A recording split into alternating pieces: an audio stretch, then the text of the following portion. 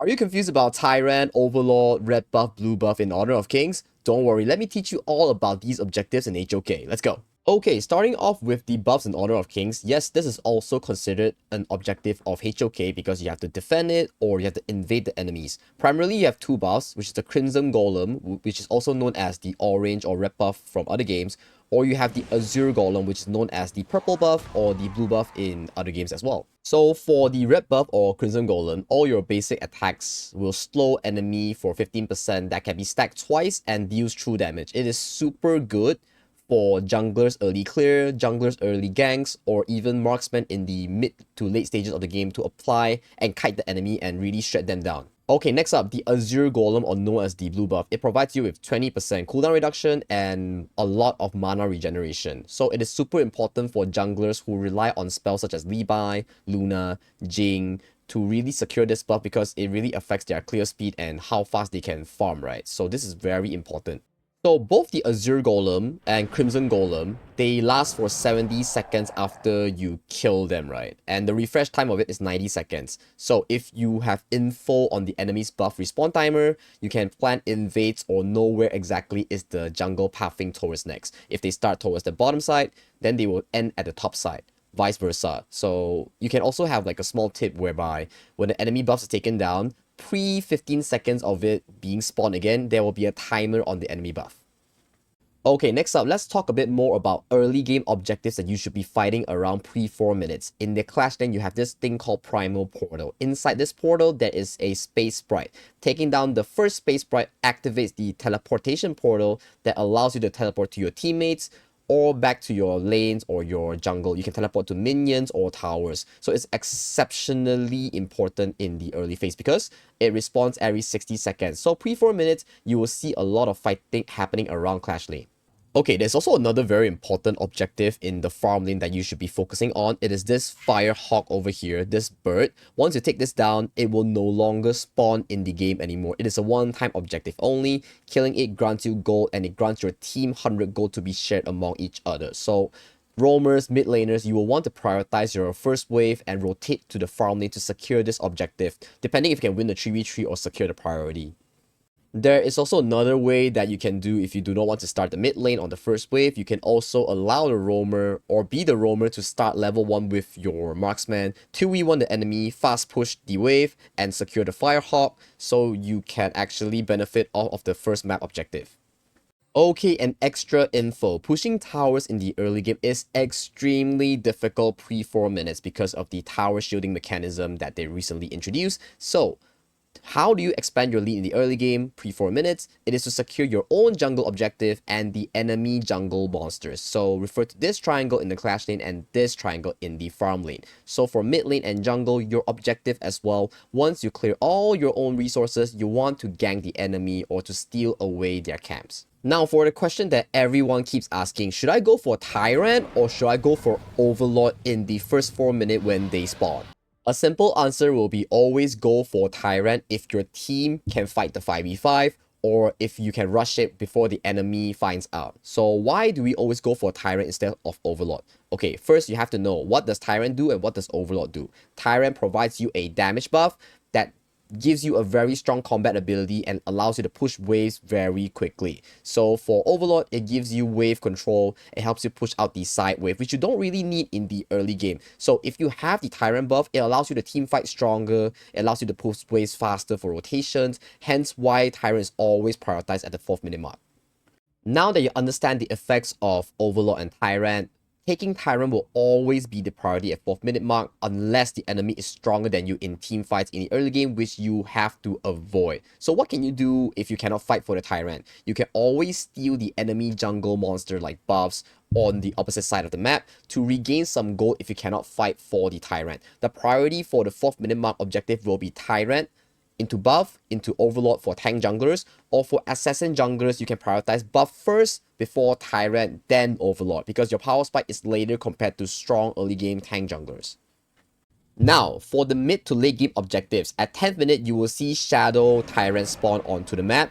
You will also see Shadow Overlord being spawned onto the map. These are the two big objectives that you'll be fighting at the 10th minute mark. Let me explain what it does and which one you should prioritize. So we talk about MLBB. Usually when we talk about late game objectives, which is 8 to 12 minutes, it is the Lord and the Enhanced Lord with the Tower Crash. In HOK, you have options of the Shadow Tyrant and the Shadow Overlord. And if you see the high tier games or the competitive games, you will usually see them focusing on Shadow Tyrant compared to Overlord, because team fight is the essence of the game and objective. So if you can fight for control at buffs, fight for control below towers, that is what Shadow Tyrant allows you to do. It gives you a very strong damage buff in terms of the lightning zap. It gives you mobility in terms of extra movement speed in and out of combat. So that is why Shadow Tyrant is so popularized and so sought after in certain team compositions or like most games. Now, for Shadow Overlord, it is still as good as the Shadow Tyrant, but it functions differently. Shadow Tyrant gives you combat buff, Shadow Overlord gives you the map control and sieging potential. So this buff, after you slain it, it will give you like 2 waves of dragons that pushes all 3 lanes, and it is stronger towards minions, and it also has a 50% damage reduction from towers. And also, the one who's slain the Shadow Overlord will gain the Shadow Vanguard, similar to a Lord that you can summon towards one lane. Once you summon, let's say, towards Clash Lane, all enemy Clash Lane minions will be killed on the map. So it will provide a free pushing lane for you, and the Shadow Vanguard that you summon at the Clash Lane will also provide 10% damage reduction to you and your allies, and also 10% extra damage to the dragons and your teammates towards structures like towers or crystal. So to keep it simple, if you want to win fights and you can win the 5v5, go for Shadow Tyrant for the damage buff. If you want to secure the map control and siege towers, go for the Shadow Overlord and look to push down these towers. So if you have no choice, just trade whatever side of the Shadow Overlord or Shadow Tyrant depending on where your teammates are located at, so you at least get one of the objectives. Now, a super important thing for players to take note of: once you slain Overlord, Tyrant, Shadow Overlord, and if you want to take another big objective on the map, you are not advised to do so unless you have 5 members. Why is that?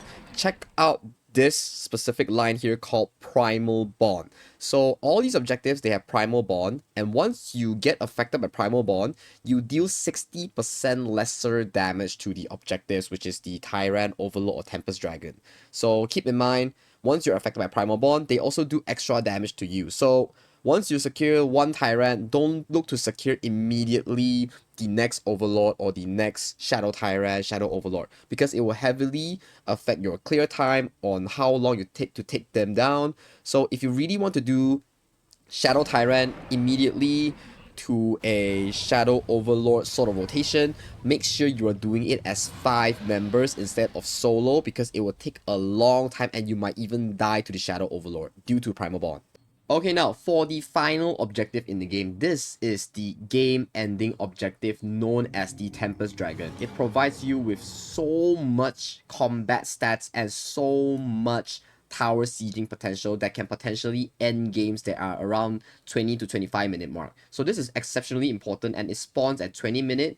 Around 19 minute 30 seconds, the Shadow Tyrant and Shadow Vanguard will despawn from the map to prepare for the Tempest Dragon spawning.